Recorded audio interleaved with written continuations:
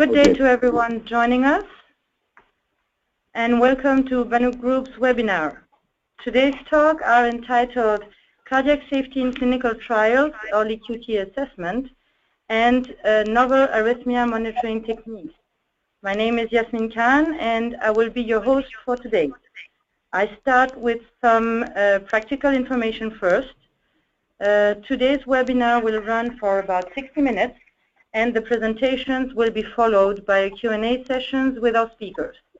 To make this webinar work best, your interaction is key. So please feel free to submit questions and comments for our speakers throughout the presentation using the question box, and we will try to attend your questions during the Q&A session. The question box is located in the control panel on the right-hand side of your screen. And if you require any assistance, please contact me at any time by sending a message in this box. At this stage, all assistance is in listen-only mode. And please note, this event will be recorded and made available for future downloads on Banuk Group's website. Few words in introduction about Banuk Group. We started as Collab in 1999, centralizing cardiac safety data for the pharma industry. Guaranteeing robustness and quality in data handling, Banuk extended its activity to centralized imaging services and MACE adjudication, being that way able to conduct multi-service trials worldwide. Today's talk will cover two innovative topics.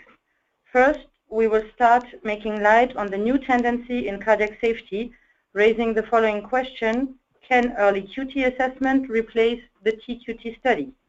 During this presentation, we will analyze how to optimize assessment of QT effect in the light of IQQT study and CSRC white paper. After this, during the second talk, we will focus on novel arrhythmia monitoring technologies for clinical trials.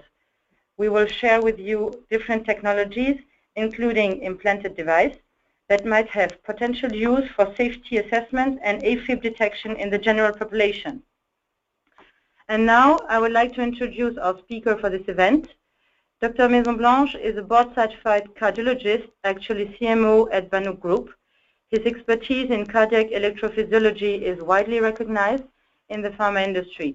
Member to the CSRC Consortium, he is largely involved to regulatory discussions on cardiac safety. Our second speaker for today is Professor Etienne Alliot. He has extensive experience in scientific, clinical, and regulatory aspects of cardiology practice as former chairman of the working group on arrhythmia of the European Society of Cardiology. He is currently chief scientific advisor at Banuk Group. And now, without any further ado, I would like to hand the mic over to our first speaker of today, Dr. Pierre Maison-Blanche. Pierre, if you're ready. Okay, thank you, Yasmin. So good afternoon, everybody. Good morning for those who are on another time zone. So the title of my talk this afternoon is Early QT Assessment as an alternative to thorough QT studies, with a subtitle, Changing Regulatory Landscape. So I believe that, most of you, next slide, Yasmin, please, are familiar with the two guidance, E14 on S7B, relax. I will not go back to the beginning of the story. My assumption is that most of you are extremely familiar with those two guidance. So you know that at the end of a fairy tale, the end is always the same. They got married and they had plenty of kids. So we will go to the kids. But before going to the kids, if you look at the bottom of that slide, remember that it was said in 2005 that when additional data, both non-clinical and clinical, are accumulated in the future, this document, the guidance, may be re-evaluated and revised. So I believe that the writers at the time of the release, were extremely wise, because 10 years after, we already are almost there, revision of the guidance. Next slide. So, okay, they had plenty of kids, okay, and okay, the kids are hundreds of TQT studies. So where are we today, more than 300 TQT studies later? So there are extremely positive feedback, and I guess that most of you, okay, are well aware that there is no QT related withdrawal for a new marketed drugs. Okay, in parallel, reductions is post-marketing report of torsade de pointe, and still, okay, the agencies continue to approve some drugs with QT liability, in particular oncology compounds. So, in parallel with those extremely positive feedback, okay, about the success story, there are dark sides that we will review in that slide. If you look at the second bullet, okay, the agencies, okay, believe that the threshold, okay, used in E14 is extremely conservative, and not only the threshold 10 milliseconds is conservative, but the statistical template is unique because the QT effect after administration of the compound is evaluated separately at each post-dosing time point, which implicitly means that with more hypothesis tests, the likelihood of finding a statistically significant results by chance will increase. And last bullet in that slide, without consideration of the pharmacology of the drug, the study is overly sensitive, and the guidance resulted in a number of false positive results, which means drugs labeled as QT prolongers without demonstrated pro-arrhythmic risk. And remember that those sentences are not from Banuk, but coming from the FDA agency itself. So, okay, the topic we will discuss today is a new fairy tale. It's no more, ventricular repolarization on E14, but it is a new tale, ventricular repolarization liability, and ER for exposure modeling, or QT exposure modeling. And we will, review, how in such a short time frame, 10 years, we are almost, at the beginning of a revision of the guidance. So you probably are aware that, very shortly after the release of the guidance E14, the FDA has published on the use of concentration to avoid, the bias discussed before.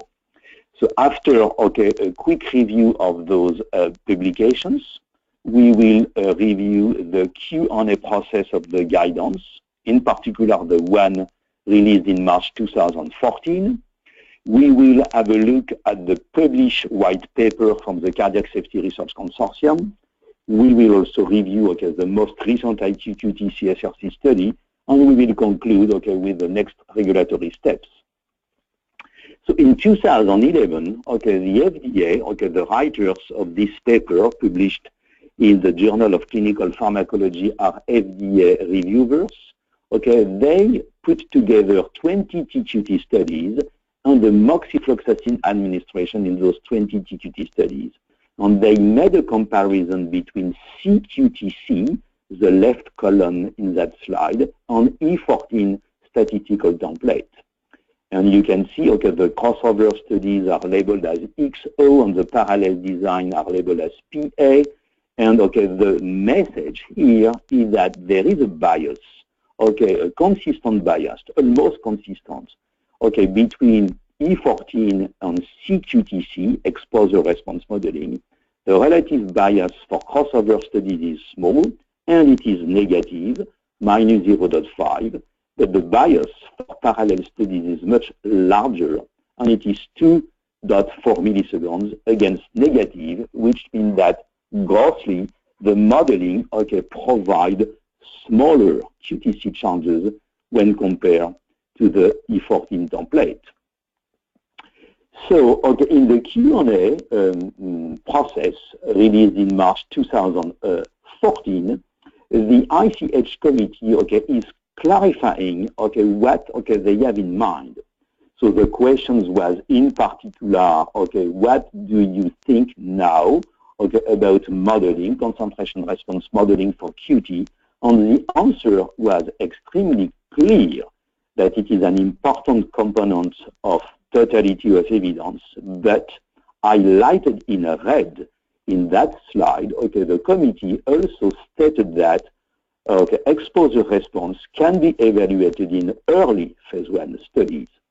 Okay, most of you are aware that, okay, together with the statistical template in the TQT report, you must have a post-hoc exposure response analysis. But the committee, okay, said that you can do that earlier in your development. And they are, okay, enumerating in that slide a lot of utility items for this analysis. It can tell you, okay, some information for later studies. It can provide insight into regimens that are not studied directly. It can predict QTc effect when you have intrinsic and intrinsic factors that could affect your pharmacokinetics, for instance. The last bullet also states that it can clarify ambiguous results of a TQT study, in particular related to the supratherapeutic dose. And again, okay, in that Q&A process, okay, they tell you if we go, okay, to the second bullet, that ER modeling can be done in single and multiple dose safety studies, those performed in phase 1, because you have a unique opportunity to evaluate potential drug QTc effect over a broad range of doses and concentrations. So again, okay, that was in March 2014. The same year, the Cardiac Safety Research Consortium also published a white paper about, okay, shall we replace the TQT study by CQTc modeling? And that slide shows you one table extracted from that white paper in the American Heart Journal, okay, and it gives you some good examples of the key role of modeling for regulatory decisions. So we have a list of drugs on the left, and we have the role of CEM on the right. So if we take the first one, we do not have time to look at all the drugs. Let's take the first one, dolacetron. Okay, modeling, okay, helped the regulators to take a decisions, okay, in elderly population or in patients with renally impaired patients. If we look at the second one, ondansetron, okay, it is also, okay, related to the role of modeling with, okay, modifying dosing. And where we are now, okay, in 2015, is that intensive and rigorous ECG modeling, collection, sorry, with ER modeling becomes a standard. So it appears that, okay, in parallel with, okay, the regulatory modifying landscape, pharma companies were extremely reactive to implement that new model. So that slide shows you one slide shown by Corina Dota from AstraZeneca. In 2012, the message is 2012, and Corina said that at AstraZeneca, okay, they have integrated early QT assessment in a drug development program. So in yellow, you have the preclinical studies, and in white, you have the clinical studies, but as you can see, okay, QTc evaluation is done during single ascending dose and multiple ascending dose studies. Of course, what we do, okay, service providers, okay, is to look at all the ECG time interval and to put that, okay, for the safety meetings, okay, to take the decision for the next dose. But in parallel to that, okay, global safety analysis, okay, exposure modeling is done in parallel to investigate the potential QT liability of the compound. So what was missing in 2014 was a prospective phase 1 study with a small sample size. We will discuss small sample size shortly, okay, with marketed QT prolonged drugs to evaluate if robust ECG monitoring with ECG modeling could detect prolongation at the level of regulatory concern. So we had retrospective analysis okay, we had, okay, some examples from regulatory decisions, but a prospective phase 1 study was missing. And of course, okay, it was expected that if the study, okay, becomes to be successful, okay, the agency will agree that early QT assessment could become an alternative. So this is the design in slide 18 of the IQ-QT prospective studies, and the message is twofold.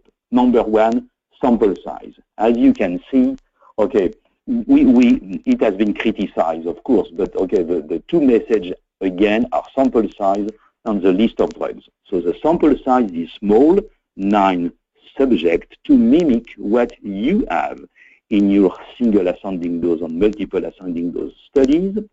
Okay, and the study drugs were both positive, we will see the list, and one negative, okay, to mimic again, okay, what you can have, okay, during your development. You will have positive QT compound and negative QT compound. Okay, the ECG methodology was absolutely similar to the one used in TQT studies, digital ECGs, rigorous analysis, and the primary endpoint is no more the E14 statistical template, but the exposure response analysis. What is important in that slide are the new endpoints. You know that in the TQT studies, the endpoint is the mean of maximum change from baseline placebo-corrected.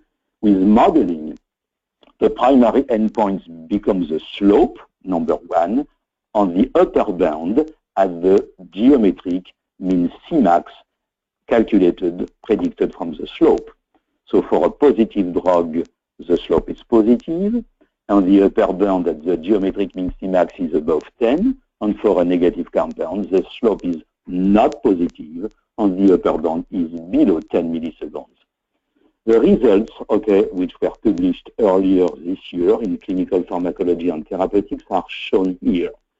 So the 5 positive drugs had a positive slope, okay, showed in bold characters, with a confidence interval that excludes 0, on an upper bound at the extreme right, which is above 10 milliseconds for the 5 positive drugs, and the negative drug had a non-significant slope. The confidence interval includes 0, and the lower bound is below 10 milliseconds. So in summary, all 5 positive drugs met the pre-specified criteria, and the negative drug as well. So, okay, what was the position from the FDA? FDA was part of the IQ-QT initiative regarding the results. First of all, they have redone, okay, the statistical analysis totally independently, and they confirm the findings. So, okay, the endpoint were met after FDA reanalysis. This slide, okay, shown by the FDA, as you can see, okay, is extremely interesting because they suggest that after all, you have 2 methods to assess QT variability. On the left hand, you have the primary method, so-called E14. On the right hand, you have the CQT modeling. In green, okay, you have the advantages. In blue, okay, the disadvantages. And you can see that the list of green, okay, is a little bit larger than, okay, on the left. If we look at the criticisms they have for E14, you can see that it is extremely sensitive to outliers, as we have seen on the first slide. And the wording, okay, is what I put in my title: a sponsor might be punished for adding time points, since, okay, the hypothesis test is similar and redone for each time point. On the right hand, okay, the disadvantages are the complexity of the model. It is not so easy to implement CEM modeling in a phase 1 studies. Okay, and the interpretation, okay, has still, okay, to be confirmed. Norman Stockbridge, okay, went, okay, to the details regarding how to design your studies to generate TQT-like ECG data. So of course, okay, since, okay, the worst case scenario will remain the same, okay, you should attain sufficiently high plasma concentrations, not only for the parent compound, but as well for the metabolite. okay, on metabolites means that probably, okay, a MAD study, multiple dose study is preferable, okay, to avoid, okay, detection of metabolite. So, okay, first, as shown here, remember that the worst case scenario is still here with a maximum tolerated dose. Okay, you can cover the worst case scenario. But most importantly, okay, in the TQT studies, okay, you do have a positive control, moxifloxacin 400 milligrams.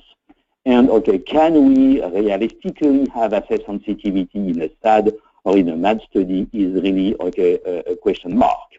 It has been suggested to look at the food effect, okay, to look at postural provocations and the QT outcomes, but okay, those non-pharmacologic provocations are not sufficiently described. There are confounding upright effects, and as of today, it is not endorsed as an alternative to moxifloxacin. We can certify laboratories, but there is a variable human interpretation over time. So that story about assay sensitivity is absolutely critical. And okay, to let's say add to the debate or Banuk experience, we have implemented recently upon a sponsor request a so-called MOXIDE design. So the SAD studies was conducted as okay previously as originally planned. It was 3 doses of 8 subjects. So the total population was 24 subjects. On all subjects had a MOXIDE, which means okay 400 milligrams of moxifloxacin administration at day 1, followed by the washout period, and then okay the ascending dose. So we had 24 subjects okay at the MOXIDEs okay taking moxifloxacin. That slide okay shows you the results of that MOXIDE. Okay, the bottom part of the slide, SAD study, 24 males. And as you can see with the regular analysis, okay, triplicates extractions, which is your standard in pharmacology study, no need to have multiple extractions. Triplicates works well. The slope was positive for moxifloxacin with a confidence interval excluding 0 on the upper bound of the confidence interval at the geometric mean Cmax was above 10 milliseconds. So it doesn't tell you that you should have okay a MOXIDE to validate quote unquote your SAD or MAD study, but it is one possible alternative, in particular if your preclinical data are pretty clean and if you expect to have negative findings, because assay sensitivity is extremely important okay when you have negative okay QT findings. So again, okay, this is okay what we have okay from the first publication in 2011 on concentrations and the FDA reanalysis of IQQT. In June 2015, okay, the ICH committee had a face-to-face meeting in Japan, okay, and okay, it was decided okay to recommend 2 possible possibilities: reopen and revise ICH E14, or alternatively recommend revising okay Q&A process okay which help in interpretations of the guidance. So my title was Changing Regulatory Landscape.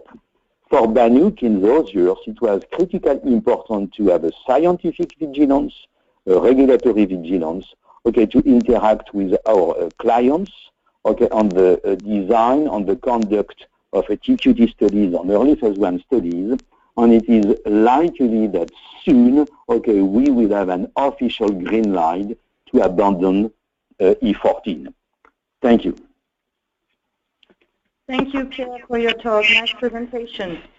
A kind reminder to the audience that all questions raised so far will be taken during the Q&A session after the second slideshow. Professor Alliot will now take us through new technologies in arrhythmia technologies. Etienne, whenever you're ready. Thank you, Yasmin. Good morning, good afternoon, or good evening to everybody. We're going to change of topics, and I have to tackle the topic of new tools for long-term ECG recordings. since the very beginning, that means 60 years ago, and you see on the left-hand side of the slide the first machine built by Holter, millions of ECG have been recorded by Holter systems. There is no doubt that since the last 15 years, and thanks to the improvement of the technology, new devices have been proposed to the medical community. What do we need new tools as far as long-term ECG is concerned? First of all, before tackling these different items, I just want to focus on a very important issue. These new tools to record long-term ECG are mainly for cardiovascular drugs. We don't know, and at this time there is no answer, that we need to use them for non-cardiovascular drugs except in some specific condition, and I will focus on that a little bit later on. So the different reasons why we need new tools are listed on this slide. First of all, of course, to increase the power of the diagnostic of these tools, to increase the recording duration, to fulfill specific indication, and in my title, IF detection is probably one of the most important issues on which we have to work at the present time. Repolarization analysis have been tackled a little bit, of course, by Pierre, to increase the patient tolerance and to promote wireless device and remote transmission. Of course, we may add biosensor. We have to tackle the limitation of the cost and to take into account the digital revolution. There are today 3 families of ECG recorders, long-term ECG recorders. First of all, the external devices you are familiar with. And we have seen happening the new dedicated implanted devices, implanted loop recorder. And of course, you know that the pacemakers, the defibrillators, and the resynchronization system integrated possibility to record, thanks to the telemetry implant, to record ECGs integrated in the devices. So the technical perspective are based on the quality of the recorded signal. Of course, we have to deal with the electrode configuration. Some systems propose 1, some 3, some 12 leads, and the signal processing has to be discussed as far as risk classification algorithms, P-wave, QRS morphology, or repolarization are concerned. The volume of stored data is a very important issue as well, as some loop recorders may not keep in the memory the data, but as far as the loop recording is concerned, they may lose some information. So the energy consumption and the longevity of the device is another issue, the size, the tolerance, and again, the wireless technology is another issue. The sensitivity and specificity of this device is one problem that we may mention again in the next slide and in the next step of my presentation. Just for those who don't know exactly the system that we are presently using, it's just some example of external ambulatory ECG monitoring. Get on the Holter recording with the 3 electrodes. There is an event recording activated by the patient in case of an event, symptomatic event.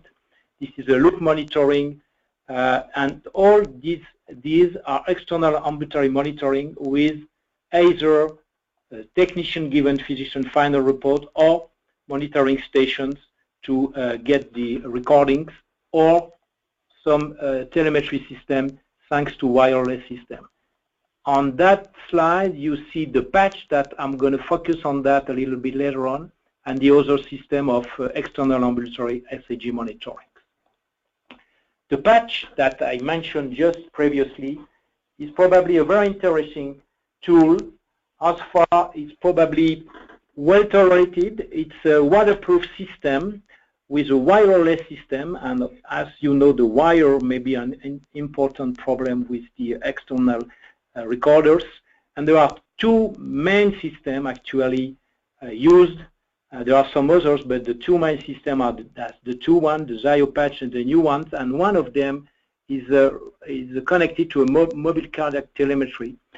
and they may be used for around 14 days, and in the different study, the mean tolerance and the mean recordings was about 7, 8, 9 days. As you can see, the Zio patch compared to the Alter get, of course, better result as far events, 24 hours of patient tolerance is concerned. There are some examples of the Zio patch showing from the upper part of the slide to the bottom line on ventricular tachycardia, supraventricular tachycardia, pauses, long pauses, atrial fibrillation, or heavy block, showing the quality of the tracing recorded by some of the patches devices. Of course, we are all interested by the implantable recorders. We give the possibility to keep the information and to get the information for months, for years, as far as this system may record for 2 or 3 years the events in a patient. There are several companies providing such implantable loop recorders, and one of the last system release is very small and is possible to inject under the skin. It's a mini-invasive procedure to get the mini-link, river link inserted in the patient. The specificity, sensitivity, positive and negative predictive value of the system is compared to the ECG in some studies, such as the XPEC study. And as you can see, the results are very interesting and encouraging, and the precision is more than 98%. Is another example of what we can record by the store in implanted cardiac monitor, an episode of atrial fibrillation, and not only you can record the ECG, but of course you can keep the memory of the different episodes of atrial fibrillation and trying to measure what we call the atrial fibrillation burden. That means the time for a patient spent in atrial fibrillation during the time of the recording. Not only the atrial fibrillation or the atrial tachycardias are recorded by this system, but others arrhythmias such as fast VT, slow VT, or asystole or bradycardia may be recorded by the system, either for the dedicated system or in a system on which the recorder has been integrated, such as the pacemaker of the ICD. So on this slide, you see the main difference and the main option that you can use when you select such a device.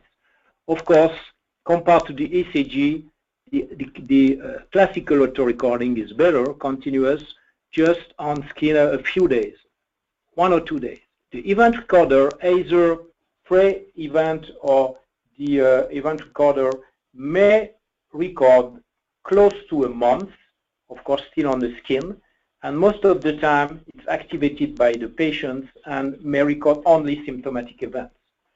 Transtelephonic ECG, external loop recorders, and mobile cardiac outpatient monitoring may improve the quality and the duration of the recordings. And for example, for the mobile cardiac outpatient monitoring, this is a continuous recording close to a month with a direct transmission. We don't use it very much in France, but in the US it's very, very often used in clinical trials.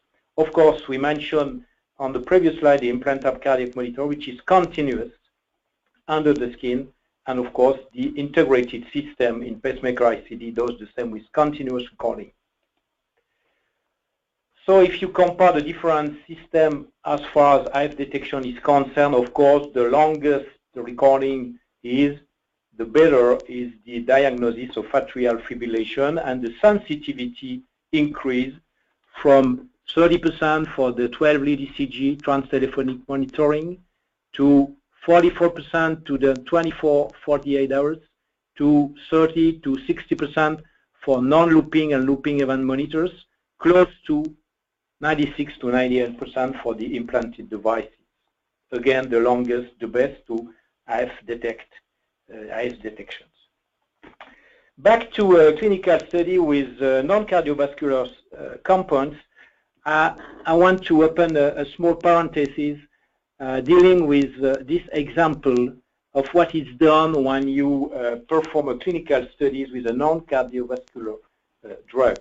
This is a particular example in patients with chronic obstructive pulmonary disease.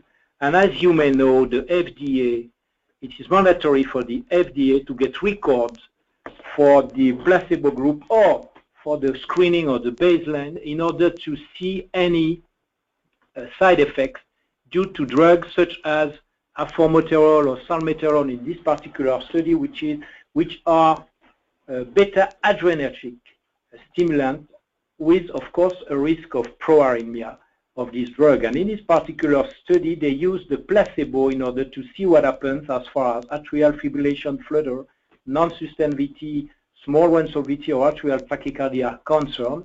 And as you can see, compared to the placebo, we may observe a few arrhythmias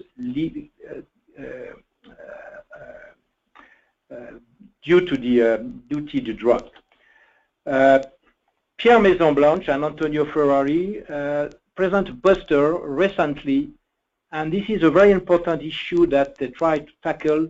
The runs of ventricular arrhythmia, we are not anymore in atrial fibrillation, but the runs of ventricular arrhythmia observed and recorded before, that means on baseline or on the screening period, in a patient, in a study dealing with a non-cardiovascular drug. And as you can see on the baseline, on the screening time period, they observe in patients runs of ventricular arrhythmias, that means that's more than 3 beats of ventricular tachycardia in some patients.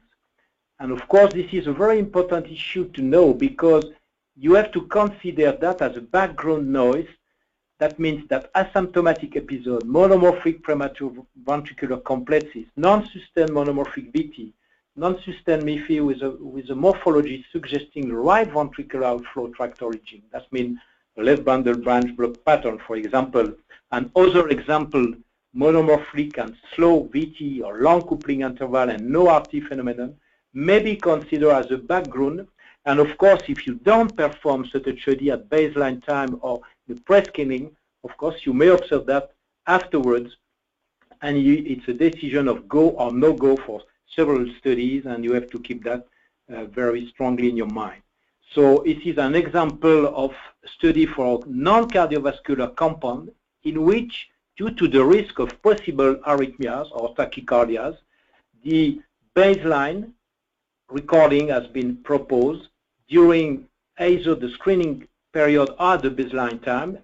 There was either a 12 lead recording, but also a 24 hours 3 leads recording during the baseline.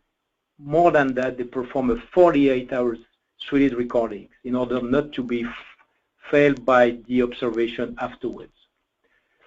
So I mentioned in the previous slide the pacemaker detected atrial tachyarrhythmias and the prognostic. Of course, it's possible to record such arrhythmias in the devices such as pacemaker or ICDs thanks to an integrated system. And in this particular study, the ASOS trial, they record runs of atrial tachycardia which has some risk factors of ischemic stroke and which can lead, of course, to therapy. I have to mention to your knowledge that IMPACT and Arrhythmia study are ongoing, and they will try to observe what happens in patients implanting with a pacemaker as far as atrial fibrillation is concerned, and mainly asymptomatic atrial fibrillation, in order to prevent the accident to the atrial fibrillation and, of course, the stroke by giving anticoagulation. These studies are ongoing, as well a study in Denmark trying to compare in 6,000 patients, a group of around 1,500 patients in whom the implanter monitoring will be implanted compared to other patients at risk for arrhythmias, and trying probably to prevent the embolic episode in this at-risk population. I will just mention the ICDs very briefly, because the ICDs, of course, have dedicated recorders on board. They can record atrial fibrillation, they can record atrial episodes, but of course they've been used mainly in the literature to test cardiovascular drugs and mainly antiarrhythmic drugs such as celibaron, such as azimilide, such as beta blockers, amiodarone, and others like fish oil on ventricular tachyarrhythmias and not on atrial fibrillation. Just a word on some limits of the patient's triggered events. As you know, many of the devices are triggered, activated by the patient. And if you look at what may happen, if you look at the atrial fibrillation in the black circle or lozenge, of course, they may happen during the follow-up. The patient complaints may happen, and the activation may be done by the patient at the time of the atrial fibrillation, but may not happen because the episode is asymptomatic, or, and it's important not to have only event activated recorder, but of course with some algorithm able to record these arrhythmias. And of course, you can see that sometimes the patients may activate the device without anything. So, of course, we have to confirm the presence or the absence of the episode. As far as post-stroke AF detection is concerned, two recent studies have been published using either the 30 days ECG monitoring, such as the EMBRACE study, showing that 24 hours was not as good as 1 week, as 2 weeks, as 3 weeks, as 4 weeks recording, and you see the percentage of patients' detection of atrial fibrillation. And one other using the REVEAL, the implanted loop recorder, showing that in patients with stroke, we may record atrial fibrillation long time after the stroke, emphasizing the importance of the long time duration recording. As you can see, some atrial fibrillation is may record 12, 18, 24 years, more than 2 years after the accident. Here an example of one ongoing study of cardiovascular compound using an implanted cardiac monitoring, which is implanted in the very beginning, giving you the possibility to record the ECG during baseline, to record the ECG during the different drugs and in the different groups, and during the follow-up and in the post-follow-up period. The future is probably this tool. This smartphone is probably the future. First of all, this smartphone, using such a machine, a small system, it costs about $775. It's not very costly. You may record atrial fibrillation with a very good quality of the recordings, but more than that, these phones may be used in order to transfer the data that you record, for example, with a patch, and you can transmit the data through a wireless system, transmit to a, let's say, a center or a physician. And it's probably the future that, in the future, that we will use such devices. So for the pharmaceutical companies, I have found in the literature a few sentences which are, of course, very important to consider. The use of continuous AF monitoring in atrial fibrillation trial is particularly advantageous as far as all AF episodes will be registered. Fewer patients will be required, and the effect on therapy will become apparent in a shorter period of time. Of course, you have to decide before planning the design of a study what kind of tool you're going to use, either a short-time recording, depending on the length of the study, or a long-time recording if you want to register effects or side effects or efficacy, which may happen months or years after the drugs has been proposed. In the future, any atrial fibrillation trial may probably try to use a continuous monitoring as far as asymptomatic atrial fibrillation is very frequent, and the appearance of the atrial fibrillation may be very long time away from the initial accident. And there is a consensus statement from ERA and the German AFNET 6 years ago, mentioning that to assess the freedom for atrial fibrillation, continuous ECG recording is a gold standard. So I want just finish on a smile. This is a smile based on some study of the BMC physiologic, in which there is some big data in wildlife research. They put some remote web-based monitoring on hibernating black bears, and as you can see, the rate of these bears is only 12 per minute. So if you give him a compound with the possibility to get a bradycardia, so you can see that you may have killed that poor bears. And of course, I don't wish you to get compounds in order to get a 12 beats per minute recording. Finishing with this smile, I thank you for your attention. Thank you so much, Etienne, for your portion of this presentation. It was very interesting. At this point, I would like to invite our audience to continue sending their questions and comments and start the Q&A session of the webinar. So far, we received quite a number of questions. We might not be able to answer to all of them. We suggest to pick up 2 for each topic, and all others will be addressed directly as far as possible. It is also planned to consolidate all interactions in a dedicated white paper in the upcoming weeks that will be shared on Banuk Group's website. So let's get started with our first question related to the first presentation. Pierre, the question is for you. How to proceed in development with a drug without known QT liability clinically or pre-clinically? Thank you, Yasmin. Yes, I see the why, okay, of this question. So again, okay, during my talk, I share with you, okay, the critical aspect of a positive control, okay, when you do expect to have negative clinical data. So first of all, how can you have, okay, these assumptions? So if you're, okay, ERG testing, you know, the evaluation of the potential of the drug on the potassium channel is clearly negative. If your dog study is clearly negative, no QT chances at all in the dog study, then you can expect that you will have the same findings in humans, and you will have the same findings in your first-in-man studies or single ascending dose studies. So here, okay, the agencies, the regulators are always pushing the company in the same way.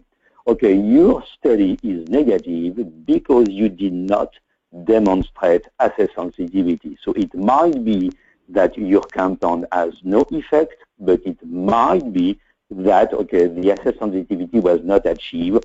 Okay, it can be, okay, the way you collect the ECGs, it can be the way the core lab is, okay, making the QT measurements. So, okay, again, okay, I believe that acceptance of early QT studies will become difficult without assay sensitivity. I showed our experience with the MOXIDAY. Okay, it is clear that food effect can be another proposal.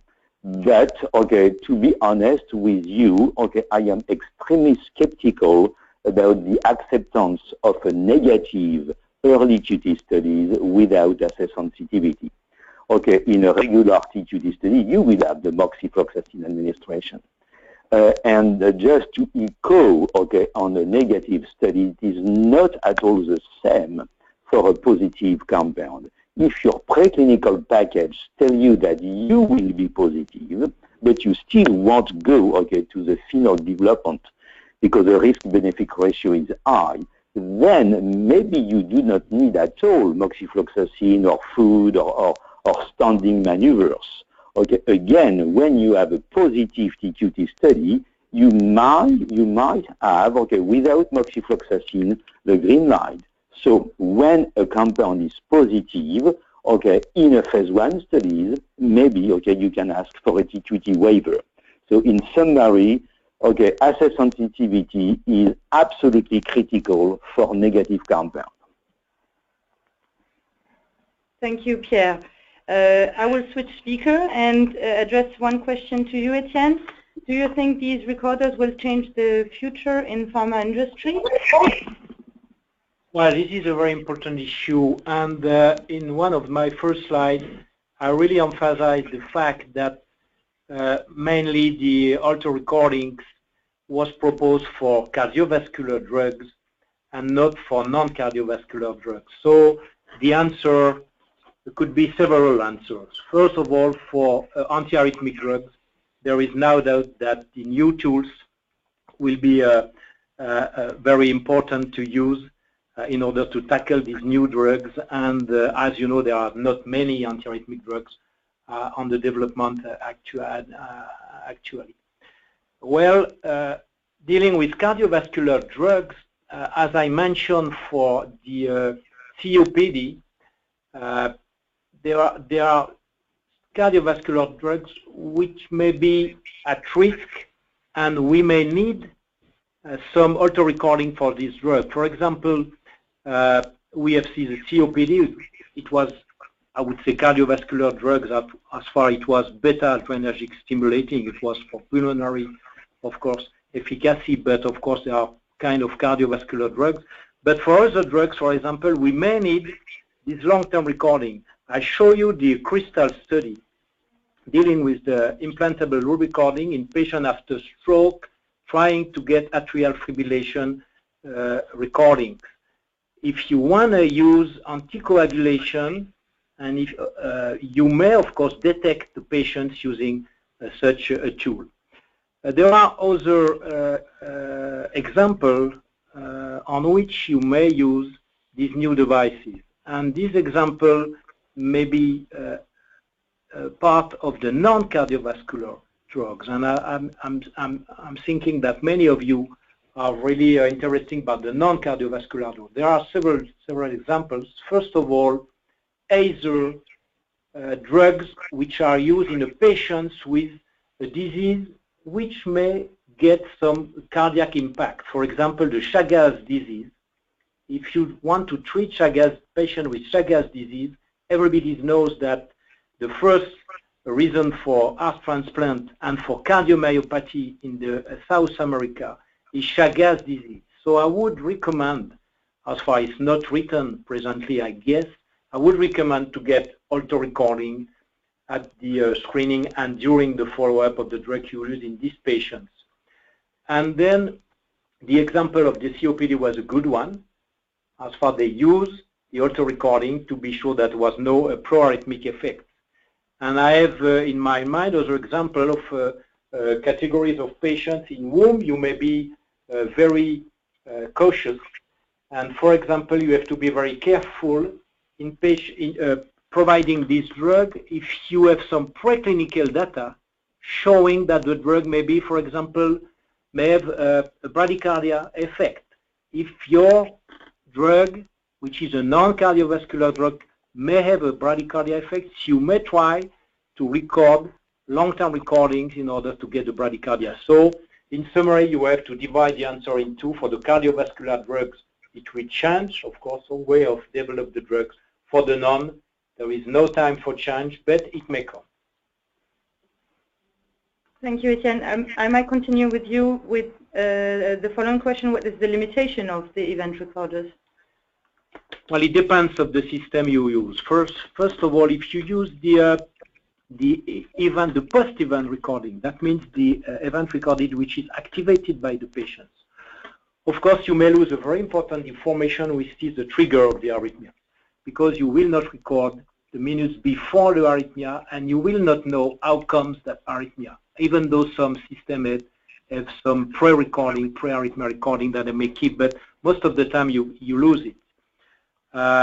On the other hand, you may get some trouble with the skin, which is some practical issue, skin interface, the compliance of the patients when they want activated the drug. We know that the compliance is not perfect. For other systems, as far as it's a loop recorder and that we don't have a continuous recording, you may to be confident on the algorithm. The algorithm gives you a trend, give you a burden and atrial fibrillation, and you don't see the recordings.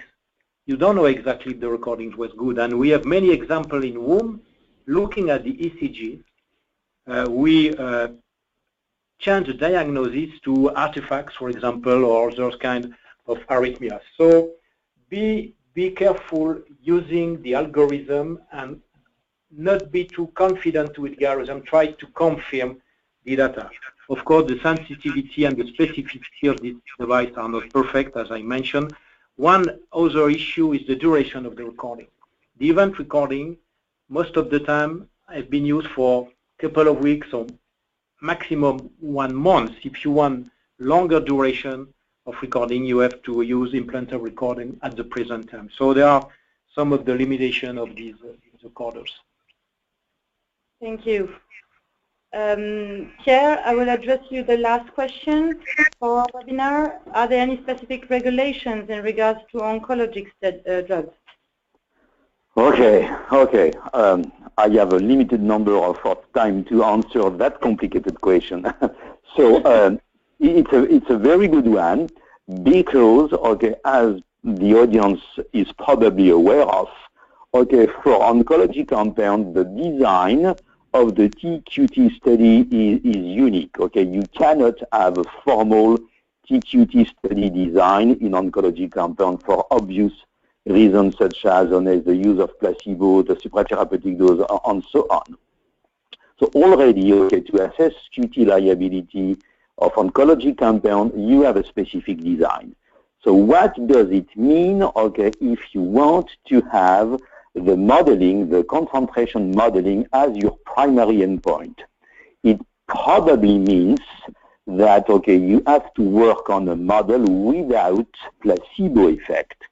Okay, in the IQQT, the placebo effect is, okay, taken in the model. We have been working a lot with our expert in modeling. I think he is online, Mathieu from Think Company. And it took us some time, okay, to establish the model, including the placebo effect. So number one, okay, you have to think of a model without the placebo, number one.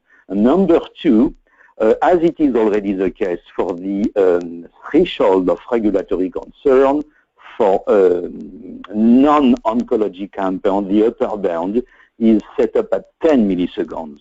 But it is widely accepted for oncology that the upper bound is higher, up to 20 milliseconds. So I will take, okay, as a primary endpoint the slope without a placebo effect, number one. And number two, a predicted effect at the geometric mean Cmax up to 20 milliseconds. Thank you, Pierre. Thank you very much, Pierre, Etienne, for all your answer to the questions. We've reached the end of the Q&A portion of this webinar. Again, we selected a few questions out of the many posted. We will send a follow-up on our website. If you do have further questions after this meeting, you can address them to my attention at the following address, yasmin.khan@banugroup.com. Thank you everyone for participating at the conference. We hope the webinar has been interesting to everyone. You will receive a follow-up email with access to the recorded archive for this event. Have a good day. Thank you very much.